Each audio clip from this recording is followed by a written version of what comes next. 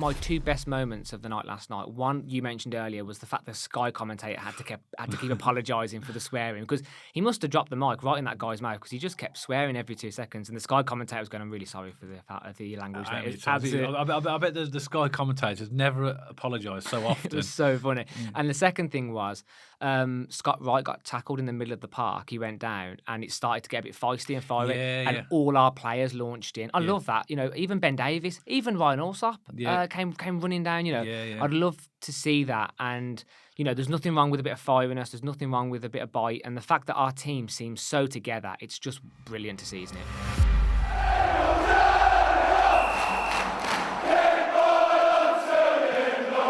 So welcome back to BCFC Royal Blue. And Birmingham City last night played Shrewsbury Town in the EFL Trophy in what turned out to be a really good morale-boosting victory following our first defeat of the season in the league against Charlton on the Saturday. In this podcast, myself and Matt are going to have a quick chat about the game, some of the performances, and just give our general views, really, as we always do. So we saw the game, Matt. What do you think about the result and the performance? Another great win, another dominant performance. It was really encouraging to see that off the back of the weekend, just to get us back in that momentum, winning mentality again, and to see that sort of Chris Davies football dominant performance again was really nice to see. And I think what I was most encouraged and happy about was some performances of players who have been on the bench or maybe on the fringe of the team. As an example, I'm sure we're going to go into greater detail about performance, but Yokoyama, had a great game, really dangerous, really fast. And it's good to see that. It's good to see those players getting some minutes. Good to see some really good performances. And I've got the stat here. So the entire attendance last night was 4,847 and Blues took 3,159 of that. So as always, fantastic away support from the Blues. And really great to see us coming back and getting a good win there. Yeah, I think Sky regret putting the microphones in that end of the ground. It was the commentator was continually apologising. Yeah, it's one of those games because it's a midweek game. Obviously, we're both working. We couldn't actually get to that game, but so we both watched it on Sky. And I agree with you, it was a good performance. In the starting lineup, obviously because of international call-ups and injuries, we had 11 players unavailable, and I think this shows the depth of our squad. So Sanderson, Davis, Leonard, Wright, and Yokoyama all started. And it really gave them an opportunity to show what they could do. And I think, we'll talk about these players in a moment. I think many of them took their chance. Agreed. Yeah, I thought Scott Wright had a fantastic game. He was my man of the match, and he scored 2 goals. He was quick, he was dangerous. Really good performance from Scott Wright. Keshi Anderson, I thought, stepped up because for me, Keshi Anderson, he hasn't had rubbish games, but he's been a bit ineffective for the past 2 games, I would say. Whereas it was nice to see him firing on all cylinders again last night, which was really good. Well, he signed a contract extension today. Keshi Anderson, I didn't see that. Brilliant. Till 2026. So. Oh, brilliant. And obviously, again, I know this isn't related to this podcast, but Paik signed till 2028, and that's as good as a new signing to me. So really good that we're getting those contract renewals. Yeah. Just on here, Gardner Hickman, I thought had a solid game as well. Getting balls in the box on that right hand side, really solid performance. Hansen, hopefully that goal will inspire him to move forward because he's been a good player, Hansen, but he has moments, doesn't he, where he can kind of overplay it or be a little bit ineffective. Whereas I'm hoping that goal now really sort of enables him. It was his first touch. He was literally he was on the pitch about 10 seconds. We'll come on to that as well. Yeah. And so one final one, Dad, and Sanderson. Yeah, I was about to say. He's diags again in the first half, and Ben Davies as well. Good little partnership there. So I was really encouraged to see that. But sorry, I cut you off. No, that's fine. I mean, I agree with you. I mean, the player that stood out there and I was really happy for was Sanderson. I think that some of the balls he was playing, the diagonal balls, and I think that's what we've lacked since he's been injured because that really cuts the team's defence, doesn't it? Cuts their line when he does that. And that through ball he played for Wright that led to the goal for all that. It was absolutely fabulous, wasn't it? He did, have a fumble at the halfway line, which led to a goal chance for them. And I think, but he's coming back off injury, and I do hope he gets back to the player that we know he can be. I know he's there's mixed feelings from some supporters about Dion Sanderson, but my personal opinion is I rate him, and I think that he. The fact that he can do those diags and he can play football basically. He's not just a lumpy defender. Not that we have got many of those, but he's not just a defender who just lumps it up. He just tried to play football. I think Chris Davies will be impressed with that performance. I'm really hoping this year we can see Sanderson come back to his best as well. I think the players that we brought in as well will make him a better player. Yeah. He didn't really have a huge amount of competition last season in terms of if he was fit, he was. Mm-hmm. virtually guaranteed to get his place, wasn't he? But I think he's got a battle on his hands to get his place. Now he's got the position of he's coming back. Bielek is injured. Mm-hmm. And he probably will be for a number of weeks. We don't know exactly how long. We haven't got the full detail yet. And therefore, the dilemma for Chris Davies is that he'll definitely pick Clara. But who's he put alongside him now? Is it Ben Davies or is it Dion Sanderson? So that's an interesting one as well. That's a good question. Just unobjectively, Dad, if someone said Ben Davies, Dion Sanderson, what would be kind of your immediate response to that? I think at the moment it would be just edging. It would be Ben Davies. But I think if you get a fully fit Dion Sanderson, he would be my preference. Okay, interesting. So you're more saying on a fitness point of view from the moment Ben Davies gets it, but Sanderson fully fit would rival that position? Yeah, I think so, because I think he's a better ball player. I think Yokoyama, you mentioned him, didn't you? I think he did well. He's a young player, Yokoyama, isn't he? He looks young on the pitch. He doesn't look like he's got the physical frame at the moment. Like you look like an Iwata, who's a bit more stocky. Yokoyama at the moment has got a lot of development. I see him very much as an impact player at the moment and a player for the future. But I don't, if I'm honest, see him getting lots and lots of starts in the first team. He's got competition on that side from Hansen. Not disputing the fact that he's a very nippy player, and you can see him buzzing around. He's putting all his effort in. I think that needs to be tempered a little bit. With experience, he'll learn where to put his energies in the right place. But he is a good player. He did have a few chances yesterday, and he took his chance away. He came off. He was substituted in the second half. But what I would argue, Dad, about Yokoyama, we were at the Charlton game at the weekend. And we needed something slightly different, didn't we? Whether it was pace, whether it was just to get a foothold in the game, something was missing in the Charlton game. Players like your Yokoyamas, when they come on, they can change games through their pace, through their directness. That's what I said. I think as an impact player. An impact sub. But the fact that he hasn't been playing, I think he's more than earned his place on the bench moving forward. And as I say, I think Chris Davies will contemplate maybe starting him in the odd game here and there, who knows? But I think a really important part of the Yokoyama is, so when Miyoshi came, he could speak English. Iwata can speak a little bit of English. Yokoyama is effectively 0% on his English. So if you think about logically, if you're on a football pitch and your players are, because football's a physical game, it's a shouty game. If the manager's trying to give you instructions and the players are trying to give you instructions, that is a little bit of a barrier.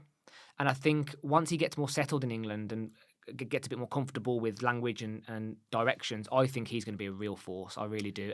He's a dangerous player. I like his fast, his pace, he's direct. He's a bit like a Scott Wright, just goes at players. And I love players like that. They can change games and create that little moment of magic sometimes that you're missing. So I thought Yokoyama had a really good game. And I think, as you say, you make a very valid point. I think he's earned his place to be considered.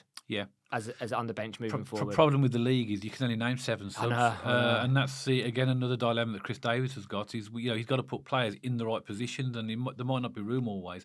I think we'll see him in the AFL Trophy because obviously we've still got the game against Fulham under 21s to come, and then it looks like we're in a good position to progress. I think we'll see him in later games, so I think we'll see him this season. But I look at him and see a young player with lots of potential, something to develop for the future. Let's go back to the game because let's talk about the goals because obviously it was four goals. You can't complain with that. First goal after 8 minutes, a bit of a scramble in the ping pong in the box, wasn't it? Yeah. So Yokoyama took a shot, didn't it? It was saved by the goalkeeper. And then Scott Wright put it across. And I think it was Keshi Anderson that kicked it and it hit the post and it came back and Wright virtually had to tap it in, wasn't it? But they all counts. You have to get the balls in the box to create those chances. And Gardner Hickman got the original ball in, I believe, from memory. And as you say, Yokoyama, then Keshi Anderson. And the fact that we had bodies in the box to score that goal shows that we were doing something right. And it reminded me, do you remember Mowbray took over, Dad, again? And those games against Blackburn and Sunderland, where we just had like a massive ding-dong ping-pongy situation in the box. It kind of reminded me a little bit of those goals and those days. And I like those goals because it proves that you go forward in numbers. There's nothing wrong with those goals. And, scrappy goal, bit of ping-pong, but 1-0. It got us off the mark. Yeah, and we should have gone 2-0 up as well because Cochrane put that beautiful crossing over to the far post and Taylor Gardner Hickman hit it on the volley. And he should have scored really where he was. He only had the goal in front of him, the goalkeeper, and he just knocked it just wide. I suppose taking it on the volley, you can excuse him because they're not easy to do. I mean, people like me or you would have put it in the net, but he put it wide, didn't he? Because that could, and that was a real chance. That would have been 2-0. Shrewsbury, had a few. They threatened minimally, but they did have a few chances. They did, yeah. They had a goal disallowed as well. They had a goal disallowed, which they think it was harsh. I don't because I think their player was impeding our goalkeeper. And obviously, clearly, he was in an offside position. And then 2-0. This is the goal this is the one that I really love the most. Yeah. This is a really lovely goal. Sanderson played that through ball, cut through the defenders on the right-hand side. Scott Wright comes across, pings it in, and then the Water just belts it into the top corner of the goal. What a goal that was. That was a great finish. Yeah, I was literally watching it going on. Where did this come from? And it all started with the through ball from Sanderson. Yes. That vision, that ball, picked him out. And it always just poetry from there, wasn't it? That should be a blueprint of what we've got to try and do to teams. We've got to try, rather than try and play it around them, we try and cut through them. It's much more direct. Yeah. And obviously, as you can see, it's very impactful if you can get that right. Yeah. And again, Awata was there in the right position to get that. That was 2-0. Yeah, it's funny you say that was like your favourite goal. The next goal was my favourite. This was, this was a twofold one for me because we won the ball back off a high press. Yeah. So again, that was Chris Davies's style and identity coming into play. High press, won the ball, and the football we played, 1-2, fast touches, that ball to Keshi Anderson, the flick back, and the finish was that. That to me was arguably up there with one of my favourite team goals I've seen this season. It was a team goal, and you saw all the players celebrating that because they are the better goals to score, aren't they? That as a team, and that was a good goal, and made it. Even Scotty Wright, he had to be there to finish it off. But again, nice little flick back because Keshi Anderson might have thought I might have a go myself, but obviously he just decided to just roll it back, and then that was a good goal. So that was 3-0. Yeah, and that was that's what it was at half time, and playing some decent stuff. Awata got injured towards the end of the first half, didn't he? Ankle injury apparently. Apparently Chris Davies doesn't think it's that serious. Doesn't know exactly, but it's just a little bit sore, he said. I think that's the way he described it. But he didn't come out for the second half. I hope that's not too serious either, by the way. But if we're going to talk about centre mids just for a really quick second now before the game, Mark Leonard had a really good game again. Just fully in control. I love his passing. Just no nonsense. Knows where. I feel like he's an instinctive centre mid. He just knows where to put the ball every time he's on it. And Mark Leonard had a good game. And we mentioned at the back of the Charlton game again, we'd like to see him getting more minutes. From the back end of last night, I think he's proved his case again. He's more than capable of playing a lot more time than what we're giving him at the moment, in my opinion. Yeah, the difficulty, which is a good position to be in, but how can you drop Paik and Awata? Completely agree. It's a difficult one. It's a difficult one. Where do you put him? Goal? I think the exact case to bring him on would be in games where you're struggling to break teams down, or when you need something different, i.e. Charlton away, But and I think, you're right. I think you are right. We do need to show that we've got a plan B, don't we? So we can change games. And I think Chris Davies is learning as well. Don't forget, he's new to. He's an experienced coach, but he's new to management. So he will learn all along. I agree with you. We could have done something slightly different against them because I think Chris Davies likes. He uses the term a lot in his post-match interviews. So a lot of matches, we stuck at it. We stuck doing what we do, and that's fine because you want the identity of the team. But sometimes there might be the need to change things tactically to make those things top stuff happen. Still play that style of football. Because sometimes teams do their homework very well, don't they? And whatever you do, they neutralise. So you have to have a plan B. That doesn't mean you move away from your identity. That's a really important point, Dad, that you just raised that I don't want it to be brushed off quickly, is that you can still stick to your principles, you can still stick to your style. Just figure out a different way to break teams down. Yes, exactly. That's my whole point. I think that maybe with hindsight, I think Chris Davies would have looked at the Charlton game and maybe thought in hindsight, maybe I could have done something a little bit different there. But then ultimately, he's learning just along the way, just like the players are. Then we got the fourth goal, which came from Hansen's first touch, didn't it?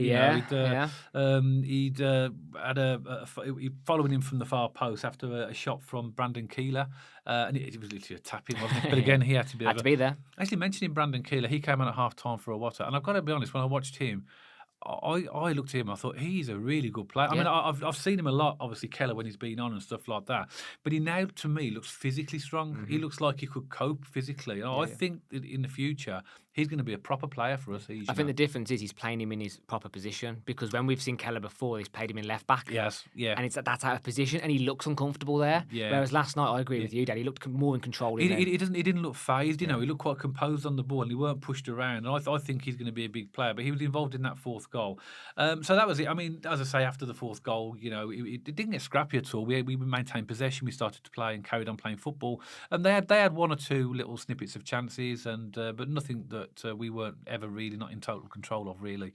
And we had that one in the first half, which was scrambled off the line. I think it was a fluffed cross, and then they took it, and then I think it was either Sanderson or Ben Davies that knocked it off the line. But nothing too concerning to deal with, really. No, definitely. But overall, a really good morale-boosting win, and also shows us the depth of players we've got to call on when all of these internationals come back. And completely agree, Dad. And my my two best moments of the night last night. One you mentioned earlier was the fact the Sky commentator had to keep apologising for the swearing, because he must have dropped the mic right in that guy's mouth, because he just kept swearing every 2 seconds, and the Sky commentator was going, "I'm really sorry for the language." I bet the Sky commentators never apologise so often. It was so funny. And the second thing was Scott Wright got tackled in the middle of the park. He went down, and it started to get a bit feisty and fiery, and all our players launched in. I love that. Even Ben Davies, even Ryan Allsop came running down. I'd love to see that. And there's nothing wrong with a bit of firiness. There's nothing wrong with a bit of bite. And the fact that our team seems so together, it's just brilliant to see, isn't it? It's really good as well. It's nice to see Josh Williams back as well.